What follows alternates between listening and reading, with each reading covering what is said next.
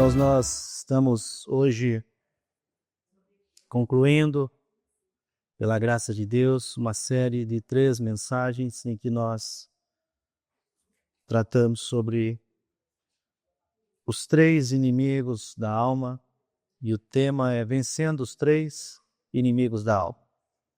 Vencendo os 3 inimigos da alma. E nós falamos no primeiro domingo sobre o primeiro inimigo da alma, e é um inimigo espiritual, é o diabo e os demônios, né? Satanás e os seus anjos. Obrigado. Satanás e os seus anjos são o primeiro inimigo a ser vencido. Falamos sobre isso. No segundo domingo, domingo passado, nós falamos sobre o segundo inimigo a ser vencido, e é o mundo. O mundo, o segundo inimigo. Nós temos de vencer no mundo espiritual. Deus nos deu diretrizes importantes e poderosas na semana passada acerca desse inimigo tão atraente, tão devastador, que é o mundo e o seu sistema. Mundo jaz maligno. E agora nós vamos falar sobre o terceiro inimigo da alma, e é a carne. A carne é o terceiro inimigo da alma, e ela deve ser alvo da nossa reflexão essa noite. E ela tem algumas características peculiares. É um inimigo que é diferente dos outros, daqueles que nós meditamos até aqui. Por exemplo, Satanás e o mundo, eles são um inimigo do lado de fora. Estão do lado de fora de nós. A carne é um inimigo do lado de dentro, porque diz respeito a nós mesmos, né? A carne é um inimigo mais constante, porque esse inimigo sou eu. Eu mesmo sou meu próprio inimigo quando eu falo que a carne é um inimigo a ser vencido. E esse inimigo, ele é preponderante, esse que nós vamos meditar essa noite, porque o sucesso que Satanás, o sucesso que o mundo tem em nos destruir, depende da nossa carne. De quão frágil ela estiver, né? Ou de quão inflamada ela estiver.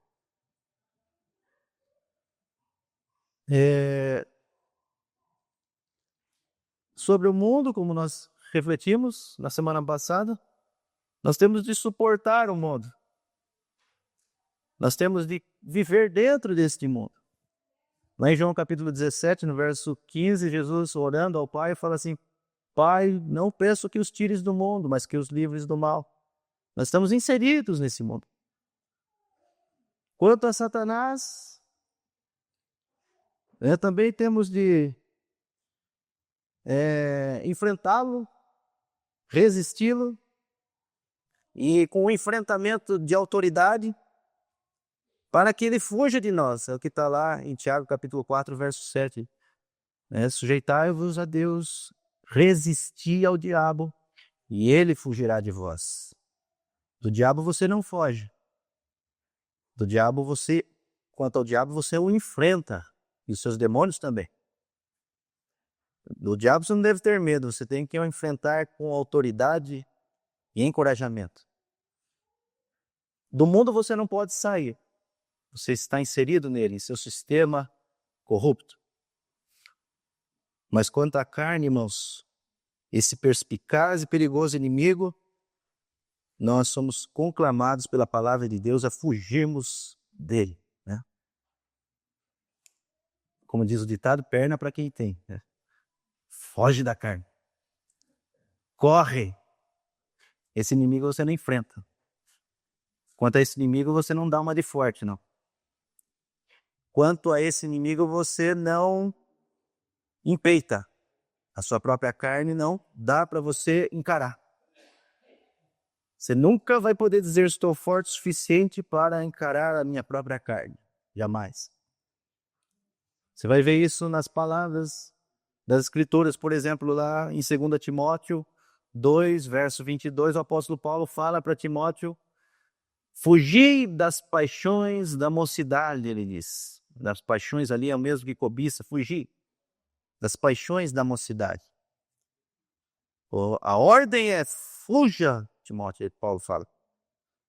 Lá em 1 Coríntios capítulo 6, verso 18, mais uma vez esse verbo fugir aparece nos lábios de Paulo, agora falando aos Coríntios, mas ele fala em relação aos bens materiais, aliás, às cobiças sexuais, ele fala fugir das cobiças sexuais, dos desejos perversos no que diz respeito à vida sexual.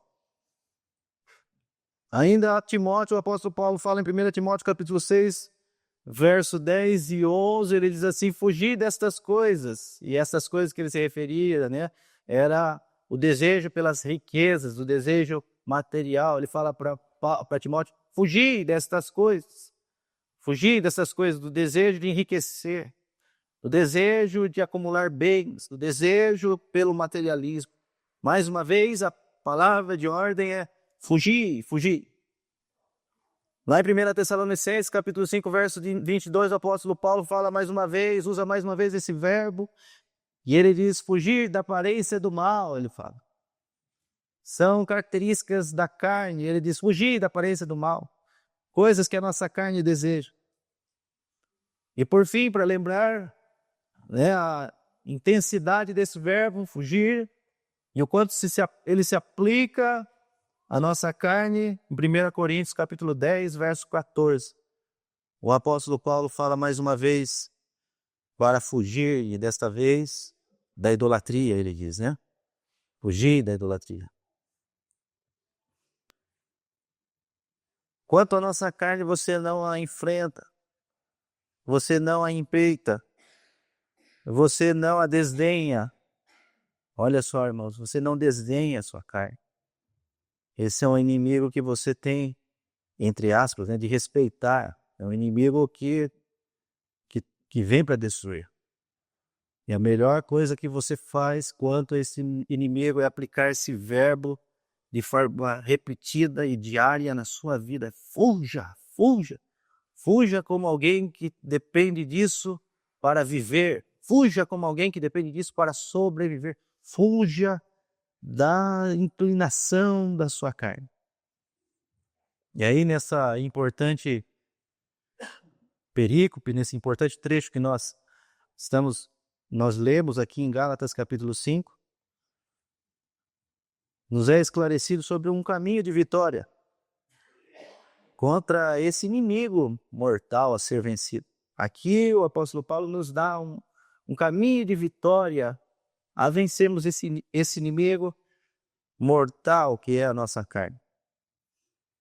O apóstolo Paulo, escritor desta carta, alerta a igreja de Deus sobre essa constante milícia, sobre uma constante milícia e uma notável oposição que existe entre a nossa carne e o Espírito de Deus. Quem que milita todos os dias contra a nossa carne, irmãos? Se não, conforme diz aí a carta aos Gálatas, o Espírito de Deus. É o Espírito com E maiúsculo.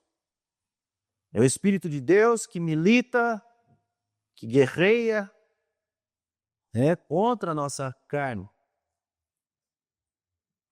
E nesse conteúdo desse trecho que nós lemos aqui em Gálatas, nós vamos perceber algumas coisas, como por exemplo, se nós temos sido carnais ou se nós temos sido espirituais. Vai nos revelar a alma. É um espelho que você está olhando quando você lê esse trecho. É o espelho da alma. E aqui você vai notar sobre si mesmo e vai fazer uma reflexão acerca de você mesmo. Ninguém é chamado aqui, irmãos, para fazer uma reflexão acerca do outro do lado, né? Do vizinho, do irmão, do que está à frente, atrás ou do lado. Mas é uma reflexão acerca de si mesmo. É como Paulo fala lá sobre a ceia, uma autoanálise, um autoexame. E você está diante de um texto aqui que vai ajudar você a olhar de forma a espelhar e fazer você enxergar, muitas vezes coisas que você não tem enxergado, sobre a real situação da sua vida espiritual. Primeiro, se somos carnais ou se somos espirituais. Segundo, se somos salvos ou se ainda estamos perdidos. Terceiro, se nós vivemos para nós mesmos ou se de fato temos vivido para Deus. Por fim, se estamos sendo vencidos por esse inimigo mortal ou se nós o estamos vencendo. Então vamos meditar, irmãos, olhando para esse texto, esse tema, né? Vencendo a carne, o terceiro inimigo da alma. Quantos querem vencer a sua própria carne e serem vitoriosos nessa batalha? Em primeiro lugar, nós vencemos a carne crucificando a carne. Veja comigo aí no verso 24. Em primeiro lugar, nós vencemos a carne crucificando-a. Porque o verso 24 fala assim: os que são de Cristo Jesus crucificaram a carne com as suas paixões e concupiscências. O que é crucificar a carne? Primeiro, crucificar a carne é imitar a Jesus na mortificação dos perversos desejos. Não que Jesus tivesse esses perversos desejos, mas imitá-lo no sentido de subir a cruz. Quando Jesus subiu à cruz, ele foi para matar os perversos desejos, não dele, mas os nossos, né? Mas o ato de subir a cruz do Calvário, o Gólgota, foi um exemplo para nós, e nós também temos que subir a cruz do Calvário, o Gólgota, no sentido espiritual. Você não vai precisar morrer fisicamente, não vai precisar ser crucificado novamente, mas você vai precisar crucificar a sua carne no sentido espiritual de mortificá-la dia após dia, imitando a mortificação de Jesus. Ele nos deu exemplo ao subir na cruz. Irmãos, quando Jesus subiu na cruz do Calvário, ele deixou que pregos enormes fossem cravados em suas mãos. Ele deixou que aqueles cravos fossem cravados em seus pés. Quando Jesus subiu a cruz do Calvário, ele carregou a sua própria cruz até o quanto ele pôde aguentar. Suas costas já estavam ensanguentadas, no vivo, couro das costas aberto. As feridas ali trouxeram agonia e grande dor a Jesus. E como se não bastasse, em pleno sinal de zombaria, colocaram uma cruz, uma coroa em sua cabeça. E é uma coroa de espinhos, não com cravos apenas para o lado de fora, mas para o lado de dentro, para que ao cravar, ao forçar, o couro cabeludo fosse rasgado. E ele sentiu grande dor naquele momento. O seu semblante começou a ser ensanguentado. Ainda vivo, um soldado romano foi lá e furou o seu lado com uma lança para que se esvaísse mais do seu sangue e acelerasse o seu processo de morte.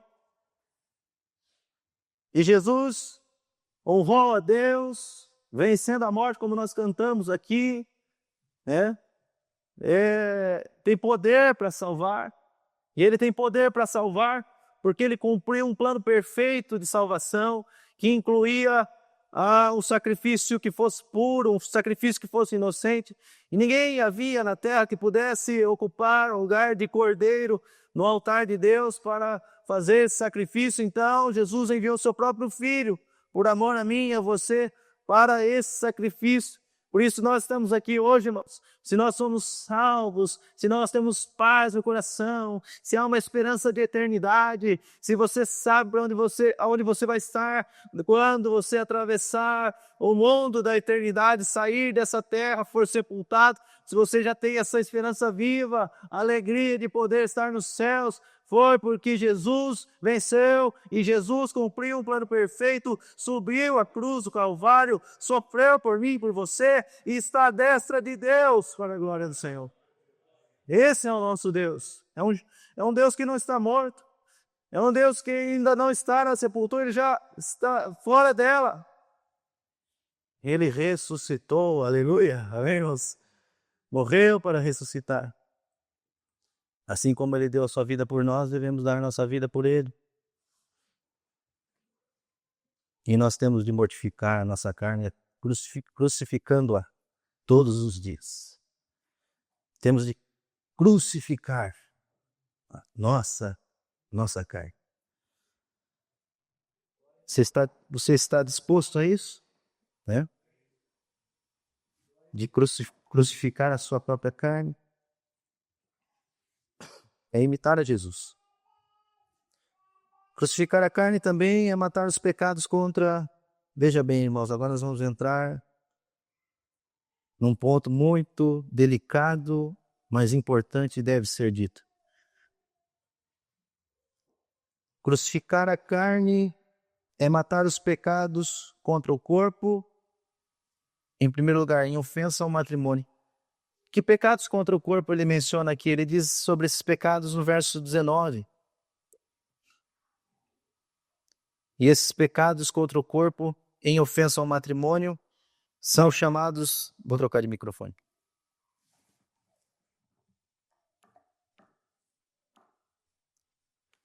Som. Esses pecados contra o corpo, em ofensa ao matrimônio,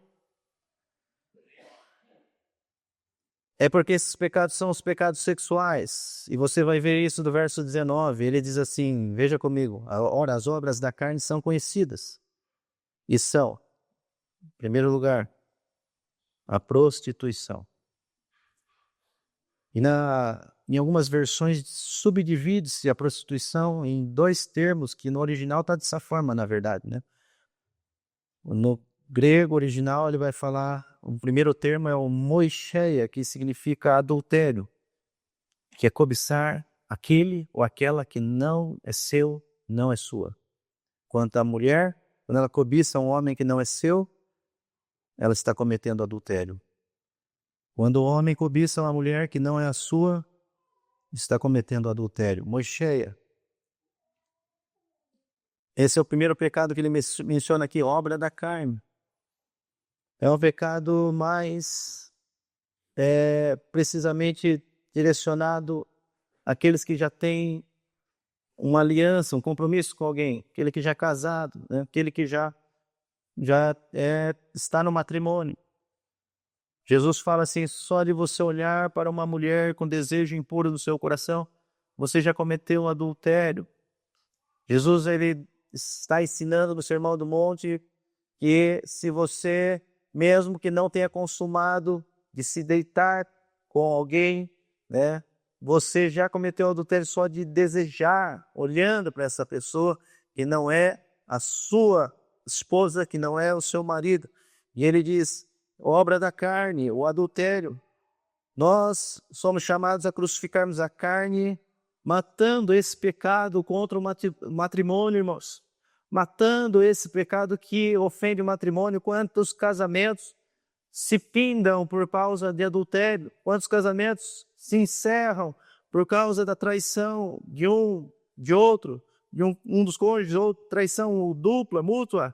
Quão difícil é sarar feridas de um casamento mutilado por conta do adultério.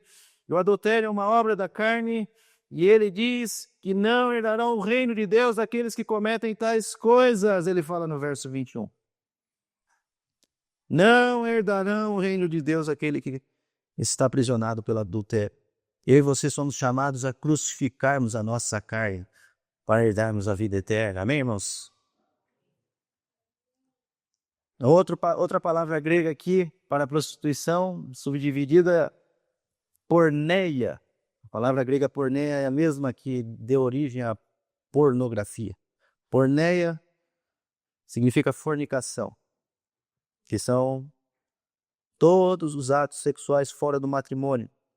Essa é uma palavra que serve para os casados, mas ela é mais diretamente dirigida aos que são solteiros.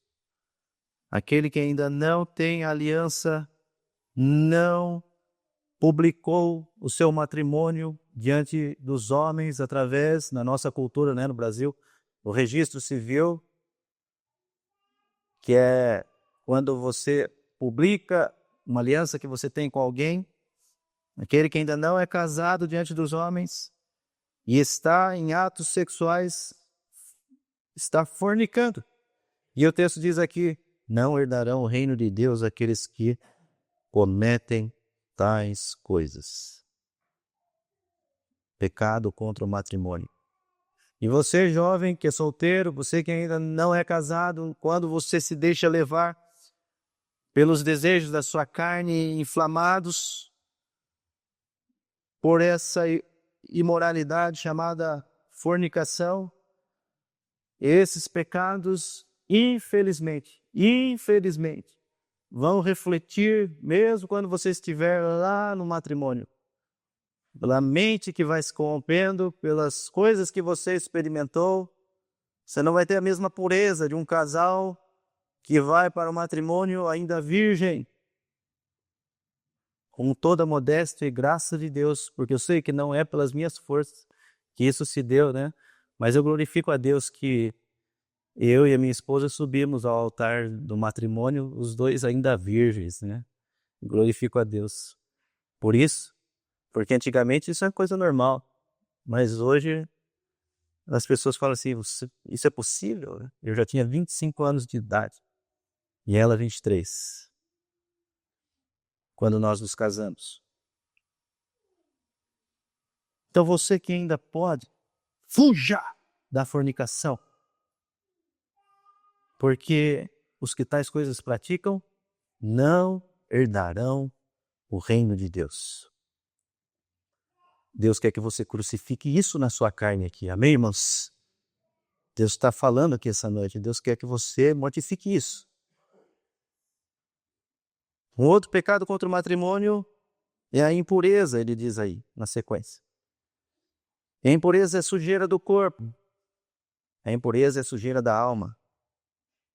É interessante como na lei mosaica tratava a impureza com muita seriedade, inclusive sobre as questões sexuais. Lá em Levíticos capítulo 15, ele fala do verso 16 ao 24, uma ordem para as mulheres, uma ordem para os homens. Para as mulheres, ele diz lá que quando elas estivessem nos seus dias, nos dias do costume da mulher, ela ficava, enquanto estivesse acontecendo o período menstrual, em estado de impureza, afastada do arraial. E depois que passava aquele período, contava-se 7 dias que ela tinha que ficar em purificação, para depois voltar a estar relacionando-se com as pessoas e no meio da sociedade novamente. Quanto ao homem, quando acontecesse dele soltar o seu sêmen, a palavra de Deus fala lá em Levíticos 15 que ele estava impuro naquele dia até a tarde, seja qual for o motivo, seja por um relacionamento sexual ou por aquilo que a ciência chama de poluição.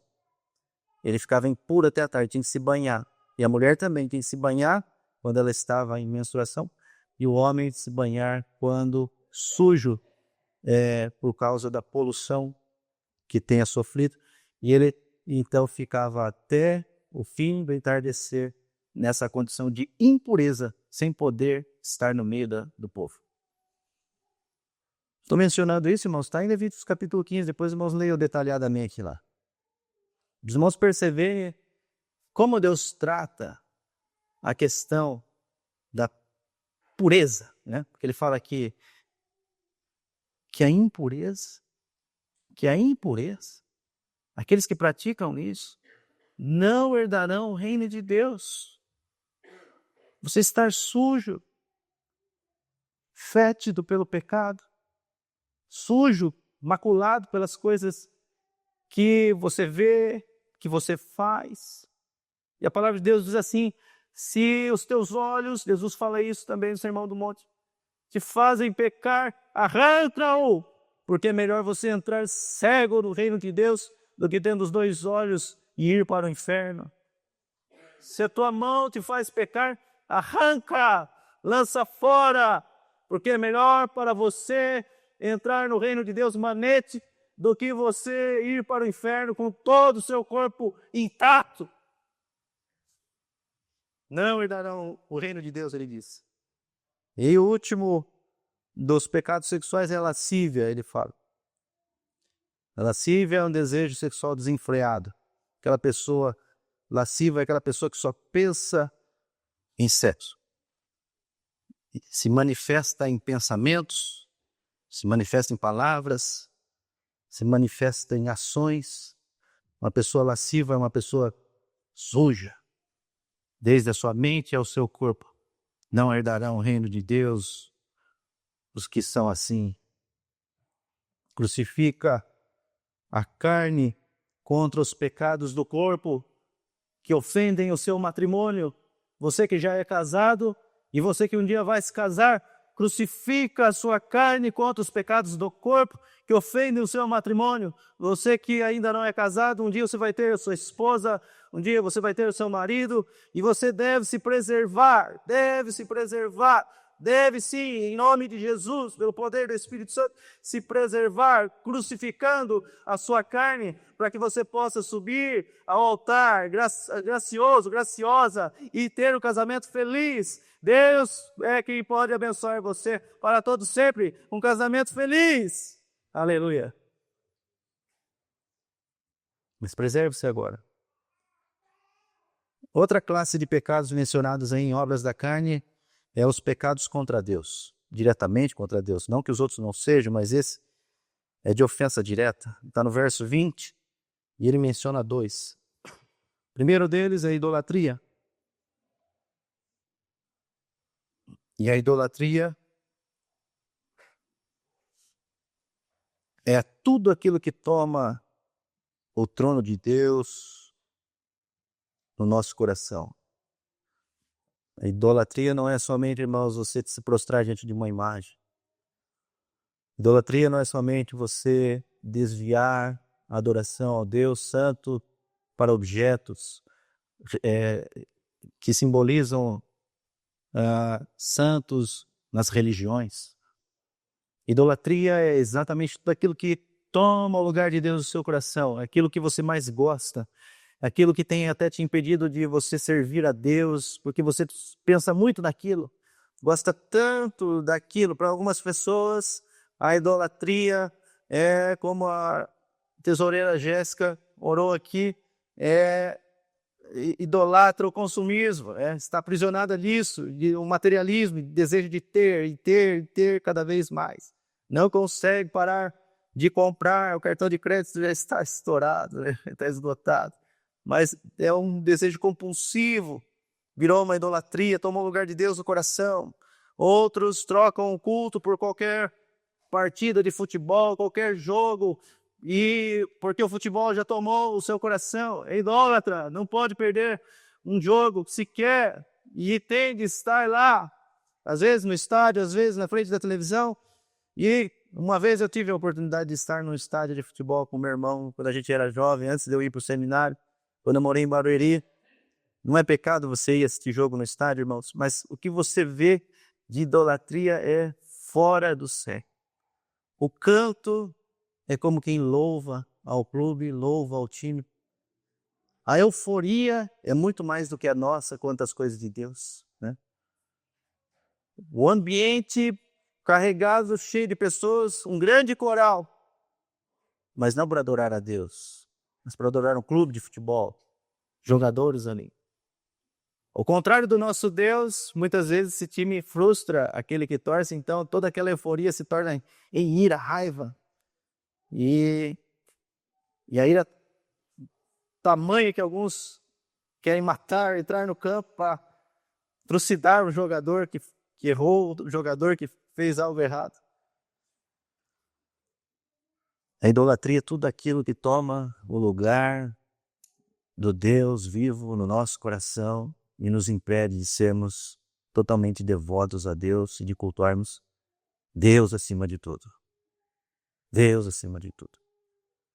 Deus está chamando a mim e a você, irmãos, para crucificarmos a nossa carne, algumas coisas que têm impedido-nos de avançar. Você está disposto a isso em nome de Jesus, amém? Eu me lembro do filme que saiu, final do ano passado, A Forja. Aquele adolescente, quando teve encontro com Jesus, foi chamado a crucificar a sua carne. E para ele, a carne, o que mais inflamava era o videogame. Ele tinha que... Aquilo roubava o tempo dele, no filme. E para ele foi muito difícil, mas ele tomou a radical decisão de mandar embora para doação o seu videogame com seus jogos para poder se dedicar mais a Deus. Matar os pecados contra Deus. A idolatria ofende a Deus diretamente. Aqueles que são idólatras não herdarão o reino de Deus. Outro pecado diretamente contra Deus é o pecado da feitiçaria. Ele diz aí, no verso 20. E a feitiçaria, irmãos, é os Se trata daqueles rituais obscuros com ou sem o uso de poções mágicas, poções de feitiçaria. Se trata da prática do curandeirismo. Se trata da prática das coisas ocultas, mexer com coisas ocultas, com coisas obscuras das trevas. Toda mediunidade é feitiçaria, irmãos. Todo ritual no espiritismo é feitiçaria. É feitiçaria. A macumba não é um culto de uma religião que quer o bem das pessoas, por exemplo. É uma obra de feitiçaria, com elementos. É o que a palavra de Deus diz. E entre a palavra de Deus e um mundo que grita para que sejamos ecumênicos, nós, irmãos, que não servimos ao mundo, como diz a palavra de Deus, mais vale obedecer a Deus do que obedecer aos homens, falamos em voz alta, falamos sem medo de errar, que o único Deus que deve ser servido não é o Deus das religiões ocultas, das religiões que estão com portas abertas, levando muita gente. O único Deus a ser servido é o Senhor, Deus dos exércitos, o nosso Deus, o Deus dos cristãos.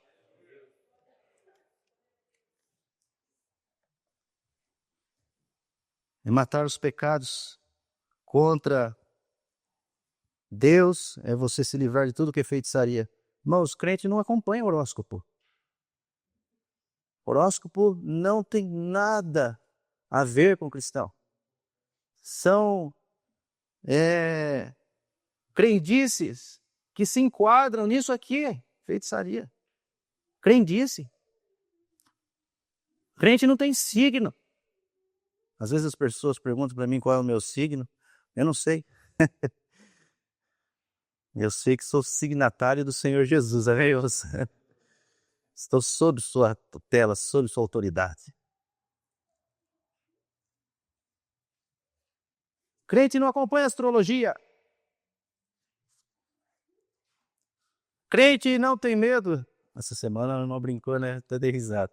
De passar debaixo da escada, né? De quando o gato preto passa na frente do carro.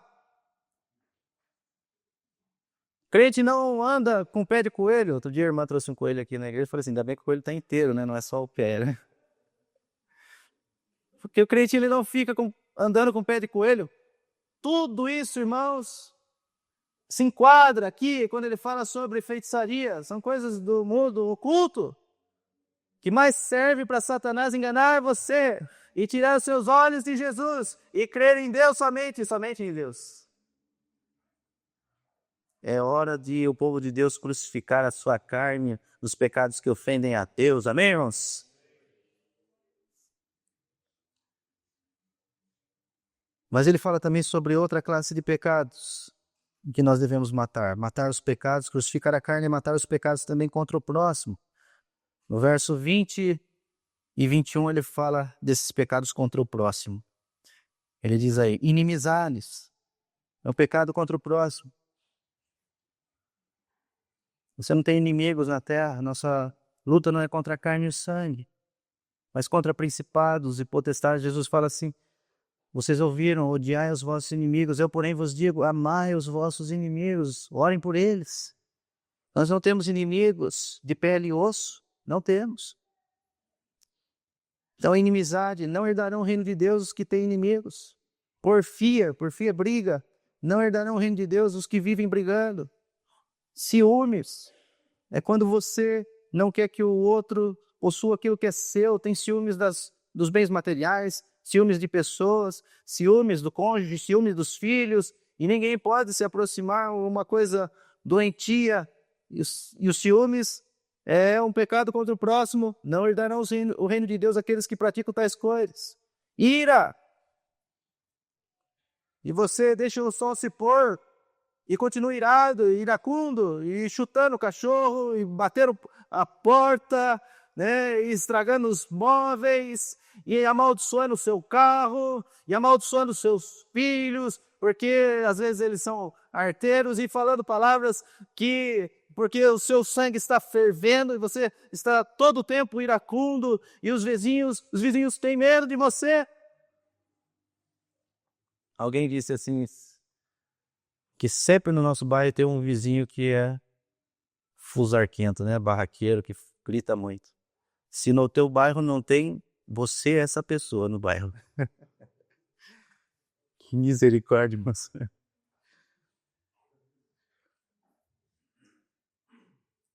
A ira não herdará o reino de Deus aqueles que são iracundos.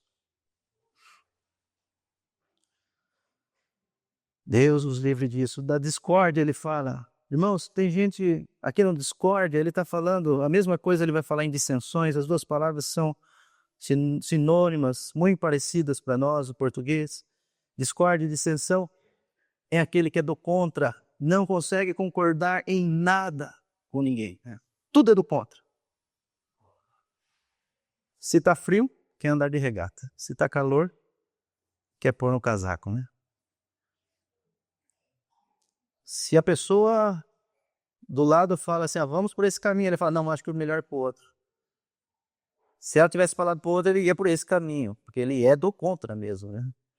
Está sempre discordando, nunca consegue concordar, sempre causando um ambiente que vai se enveredar em brigas e porfias entre irmãos. E lá em Provérbios ele diz assim, 6 coisas Deus odeia e a 7ª ele abomina, e é aquele que semeia discórdia entre irmãos. Aquele que cria discórdia, irmãos, tem a ira de Deus sobre si. Deus abomina. Não herdará o reino de Deus aqueles que praticam tais coisas. Às vezes você não gosta de uma pessoa porque ela fez mal contra você, e aí você quer matar ela para todas as outras. Toda vez que você tem a oportunidade de falar mal daquela pessoa, você vai para todo mundo, para que todos saibam aquilo que ela fez contra você. E na verdade ela já até se arrependeu daquilo, ela não é mais aquela pessoa, já mudou, já é uma outra pessoa, mas você continua semeando discórdia. Deus abomina isso, irmãos. Ele fala também no outro pecado contra o próximo, as facções. Esse termo para nós é muito conhecido no mundo da criminalidade. São grupos que se rivalizam, né? Aí fora, no mundo da criminalidade. Mas facção é tudo aquilo que é divisão. Dentro da igreja nós chamamos isso de panelinha. Na igreja não pode haver facção. Na igreja do Deus vivo não pode haver facção. Não existe panelinha na igreja do Deus vivo. A igreja do Deus vivo é uma panela só, de todos pertencem, vê, irmãos? Todo mundo ama todo mundo tem comunhão com todo mundo serve a todo mundo. A igreja de Deus vivo é uma igreja uma igreja unida, uma igreja de pessoas que se amam, amém, irmãos? Em nome de Jesus. E quando você tem alguma questão com alguém, você trata de logo resolver, para que aquilo não se acenda e vire uma coisa pior. Facções. Ele fala também inveja. O ciúme é quando você não quer que o outro tome aquilo que é seu. A inveja é que você não quer que o outro tenha prosperidade. Não é que você quer o do outro, você não quer que o outro tenha. Se o outro compra um carro melhor que o seu, você já fica mal porque a inveja corrói. Se o outro mora numa casa melhor que a sua, a inveja faz com que a pessoa fique sendo consumida por dentro. Se o outro tem um sucesso em determinada empreitada e você não teve o mesmo sucesso, se você se sente mal, é porque a inveja já tomou conta de si. Lá no verso 26 ele fala, não nos deixemos possuir de vanglória, provocando uns aos outros, tendo inveja uns dos outros, ele diz aí, né? Gálatas 5, 26. A inveja é um pecado contra o próximo, devemos matar o pecado da inveja no coração, irmãos. E como somos testados nisso? É ou não é verdade? Qual que é a reação que Deus espera de você? Que você sinta alegria no sucesso do outro.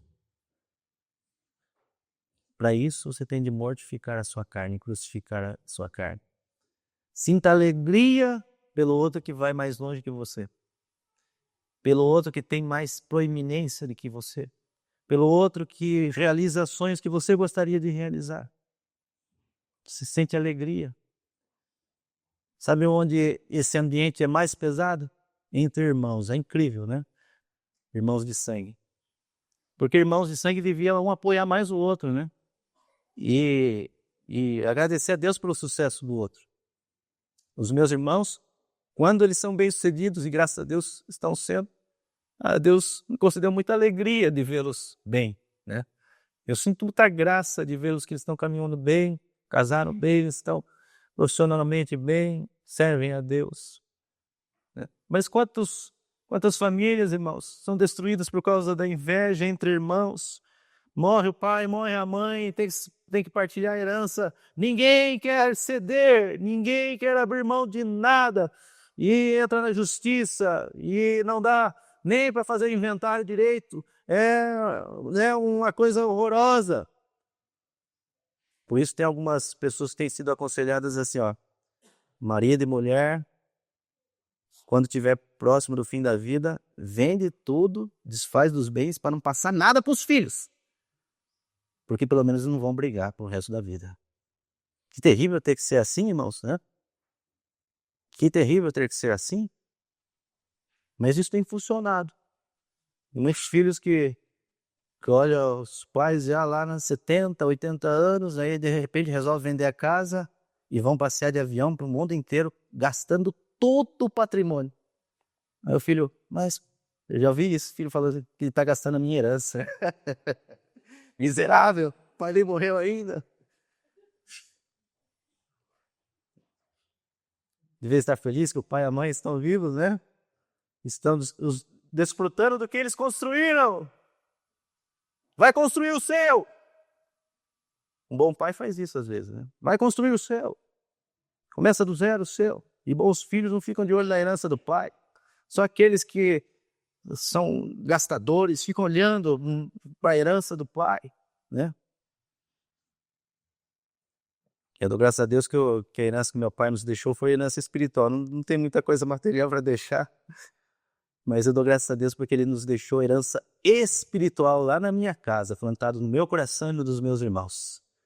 E você, pai, é essa herança que você deve passar para os seus filhos. Amém, irmãos?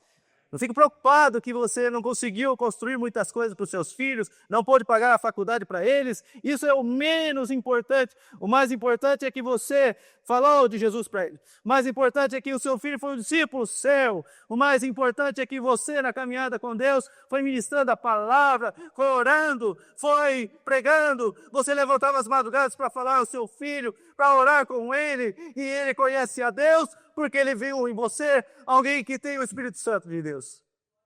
Essa é a maior herança que você pode deixar na terra, a sua prole, aleluia. Matar os pecados contra o próximo. E por fim, irmãos, tem uma outra classe de pecados contra o corpo que ele diz aí, e é uma ofensa ao seu próprio corpo. Porque, como diz lá em Efésios 5,18, o seu corpo é o templo do Espírito Santo. E ele diz no verso 21, primeiro pecado contra o corpo, a bebedice. A bebedice é um pecado contra o corpo. Aliás, eu citei Efésios 5,18, mas não é isso, não é essa menção. Ele fala lá em 1 Coríntios 6,18, né? Que é o nosso corpo é o templo do Espírito Santo. E em Efésios 5,18 ele fala que nós não devemos embriagarmos-nos com o vinho, mas enchermos-nos do Espírito Santo. Não vos embriagueis com vinho, mas encham-se do Espírito Santo. Irmãos, e muitos estão dizendo aí, tá vendo? Está escrito na Bíblia que você só não pode se embriagar, mas pode beber, né?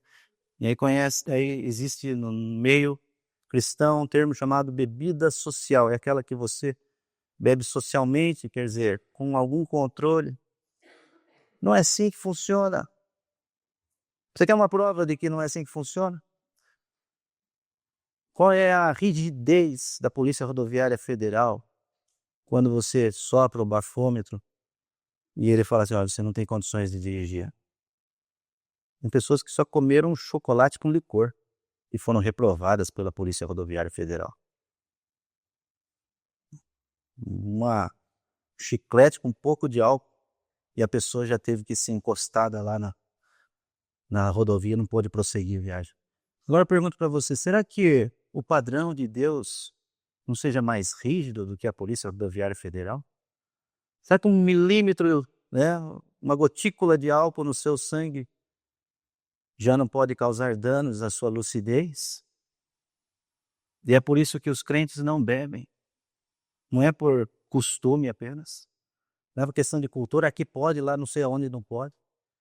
Os crentes não bebem, irmãos, porque ele fala assim que a bebedice não herdará o reino de Deus aqueles que fazem tais coisas. Você sabe qual é o nível de que você ultrapassou a linha, né, da embriaguez? Você sabe? Você consegue se controlar?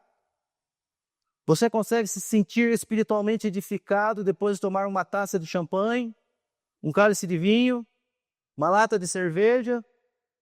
Quanto de Deus ainda sobra em seu coração? Quanto do Espírito Santo ainda flui através de você depois disso? Não olhe, como diz lá em Provérbios, o vinho quando ele está tilintando no cálice, porque você olha aquele e fala, é bonito, é prazeroso. Não faça isso à sua alma. Não faça isso aos seus filhos. Eles não podem beber por quê? Por que eles não podem beber? Porque a lei proíbe que as crianças consumam bebida alcoólica e você adulto diz, eu posso. E Jesus fala assim, se você não for como uma criança, não entrará no reino de Deus. Irmãos, se for para perder a lucidez, que seja na presença do Espírito Santo, quando nós derramamos as nossas lágrimas, quando nós nos enchemos da glória de Deus, e você vem ao culto como esse aqui, e você está louvando e cantando, e você sente algo poderoso. É o Espírito Santo invadindo a sua alma, aleluia. Não tem maior sensação, não tem melhor sensação do que estar na presença do Deus Todo-Poderoso, aleluia. E Ele enche a sua alma de paz, e você começa a semana de forma diferente, e Deus vai construindo algo na sua família, em você como indivíduo, porque você, ao invés de se embriagar com vinho, está se enchendo do Espírito Santo de Deus, aleluia. Glória a Deus por aqueles que foram libertos do alcoolismo. Glória a Deus por aqueles que deixaram toda a bebida para trás. E ele diz sobre a glutonaria, e aqui é difícil falar para os crentes, né? Porque falam que o crente não bebe, mas come, que é uma beleza. Irmãos, Deus nos ajude a comermos apenas o que realmente nos satisfaz. Um exemplo muito grande para mim é o meu pai. Lá na nossa família, falam que o meu pai come igual passarinho, né? Não come nada. Sempre uma porção pequena, né? Meu pai come sempre pouco, tem uma vida alimentar muito regrada. Não come tarde, não come comida pesada. E a glutonaria é um pecado contra o seu corpo que ofende a Deus. Mude isso na sua vida em nome de Jesus. Coma só o que é suficiente. Os médicos falam que quando você sente que está 70%, 80% já do estômago satisfeito, é hora de parar. Aí você fala assim, nossa, cabe ainda mais uma pratada. Já deu, chega. Né? Porque o glutão não herdará o reino de Deus. É pecado contra o corpo. É pecado contra Deus, né? Enquanto você come esbaforidamente, crianças na África morrem de fome, não têm o que comer. Crianças no sertão não têm o que comer, né? Mas olha só o que ele diz, irmãos, ele fala assim, não somente os que bebem, não somente os que são glutões, mas ele fala assim, os que cometem coisas semelhantes a essas, ele diz aí no versículo 21. Quais são as coisas semelhantes à bebedeira, à bebedice e à glutonaria? Quais coisas são essas contra o corpo? Senão as drogas lícitas e ilícitas. As ilícitas são aquelas que a lei proíbe, é a pessoa que está aprisionada nesse vício do crack, da maconha, né, da cocaína. Ela precisa ser liberta, porque aqueles que estão aprisionados nisso não herdarão o reino de Deus. e das drogas lícitas, aqueles que estão aprisionados no cigarro, no fumo, e de todas as drogas que qualquer governo possa permitir, ele diz, não herdarão o reino de Deus os que tais coisas cometem. É matar os pecados contra o corpo, porque eles ofendem o próprio corpo, ofendem a Deus, porque o seu corpo é templo do Espírito Santo. Amém, irmãos? Ele habita em você. Matar tais pecados para que não fiquemos fora do reino de Deus. Ele diz, não herdarão o reino de Deus.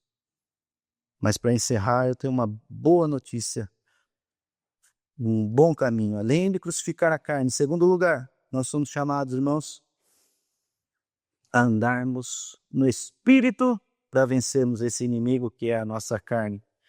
Andar no Espírito. Veja o que ele diz no verso 16. Olha aí comigo. Digo, porém, andai no Espírito, jamais satisfareis a concupiscência da carne. Glória a Deus. Andar no Espírito. Andar em Espírito, andar no Espírito. O que é andar no Espírito? Andar no Espírito é muito mais do que tentar não pecar. Se você sair daqui essa noite e falar assim, a partir de hoje eu vou tentar não pecar, eu vou dizer para você que você não vai ser bem sucedido. Não haverá sucesso nessa tentativa isolada, solitária, de não pecar. Porque, como diz aqui, né, no verso 16 e 17, né, em Gálatas 5, o que nós queremos é pecar. A nossa carne deseja isso. Então você fala assim, eu não vou pecar, vou lutar para não pecar. Você vai ser mal sucedido. Mas então o que nos resta? O que eu devo fazer? Ele diz aí, andar em espírito. Não é tentar não pecar, é andar em espírito. Andar em espírito é o segredo, né, junto à mortificação da carne, para aquele que quer vencer a carne. Andar em espírito. Andar em espírito, irmãos, como diz o verso 18 aí de Gálatas 5, é ser guiado pelo Espírito. Ele fala isso aí, ó, mas se vocês são guiados pelo Espírito, não estáis debaixo da lei que condena, a lei do pecado. Se você anda em Espírito, se você é guiado pelo Espírito, você está andando em Espírito. Quem tem as rédeas da sua vida? Quando nós éramos adolescentes, nós falávamos assim, não vejo a hora de completar a maioridade para ser dono do meu nariz. O adolescente costuma falar isso, né? Eu tenho uma notícia para você, adolescente. Quando você completar a maioridade, se você quer entrar no reino de Deus, você vai continuar sem mandar no seu nariz. Porque vai ser necessário que o Espírito Santo de Deus tome as rédeas da sua vida para que você seja um homem ou uma mulher bem-sucedido, né? Nós não somos guiados por nós mesmos, mas guiados pelo Espírito Santo de Deus. Andar em Espírito é passar o cajado das mãos de Deus, é deixar Deus dirigir você. Aleluia, porque assim você vai vencer, e vencer a carne, e vencer o mundo, e vencer o diabo, em nome de Jesus. Você é alguém espiritual, que anda no Espírito. Andar em Espírito também é exalar o fruto do Espírito. Como dizem no verso 22 e 23, esse trecho aqui é bem conhecido. Ele fala assim, mas o fruto do Espírito são 9 características, né? Do fruto. Primeiro, amor. Quer dizer, quando o Espírito Santo toma você, meu irmão, minha irmã, você começa a exalar esse fruto. É um resultado explícito de uma ação do Espírito Santo em você e em mim.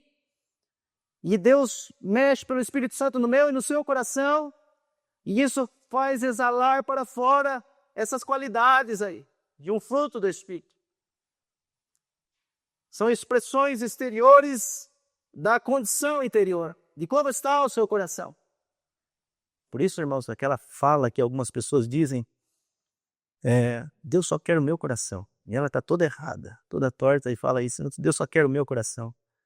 De fato, a palavra de Deus fala assim, filho meu, dá-me o seu coração. Mas quando o seu coração é dado ao Senhor, você não consegue exalar outro perfume senão do Espírito. As pessoas vão ver em você exteriormente aquilo que você está falando que tem interiormente. Agora, se não pode ser visto em você o fruto do Espírito, como podemos dizer que temos o Espírito? E olha o que é o fruto do Espírito, irmãos, daqueles que são espirituais.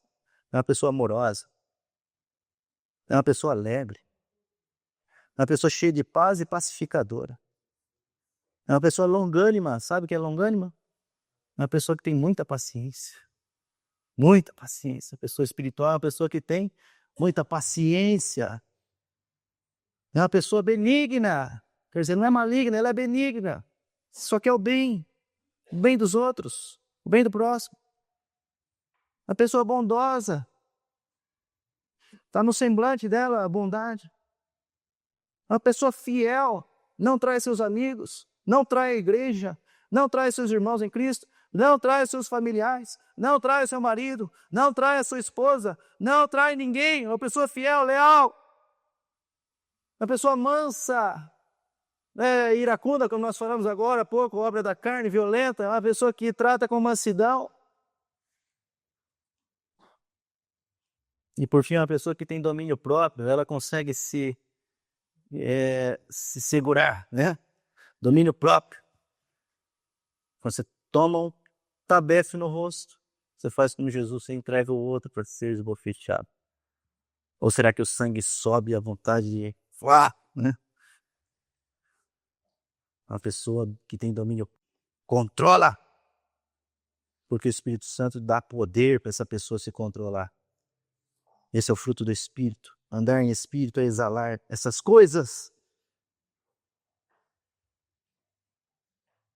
E por fim, irmãos, andar em Espírito é a prova. Aqueles que andam em Espírito têm isso como prova de que vivem com Deus. No verso 25 fala assim: se nós vivemos no Espírito ou pelo Espírito, andemos também no Espírito. Se vivemos pelo Espírito, andemos também no Espírito.